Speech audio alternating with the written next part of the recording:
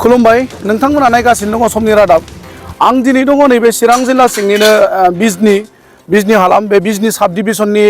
साहा ओनसोल बे बरलावगावनि नैबे थें फाख्रि जौसां नैबे फिल्डआव दा बेहाय फैनायनि गुबै थांखिया बेनो फैगौ 13 खालार सेप्तेम्बर दाननि बे खालार खालि जांख्रिथायनि थैसाम 2 अदेबानि नैथि खोन्दो जांख्रिथायनि थैसाम बे सावथुनखौ रिलिज होनाय जागोन बेनिनो नैबे थें फाख्रि फिल्डआवहाय बे जौसां लुनाया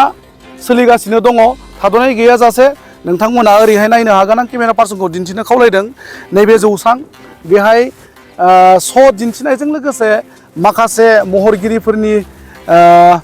मोसानाय रंजानाय बेबायदि दिन्थिफुंनाय जागोन दा ओरै फारसेथिं आङो केमेरा पार्सन बिथांखौ दिन्थिनो खावलायगोन लुफुंनाया दासिम आबुं जायाखै गेजेरावहाय सम दङ दा नैबे बेसेबांबा रोमै गुवार फोथाराव जोङो नैबे जौसां लुबाय थानाय मिस्ट्रिफोरनिफ्राय मिन्थिनानै मोननाय बादिब्ला बा जाय नैबे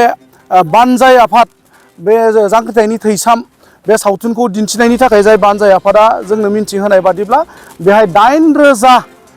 सुबुङा जिरायनानै नायनो हानायनि खाबुखौ खालामनाय जागोन दा आं केमेरा पार्सनखौ नैबे लुजेननाय बा लुहांनाय नैबे फिल्डखौनो दिन्थिनो थाखाय खावलायबाय।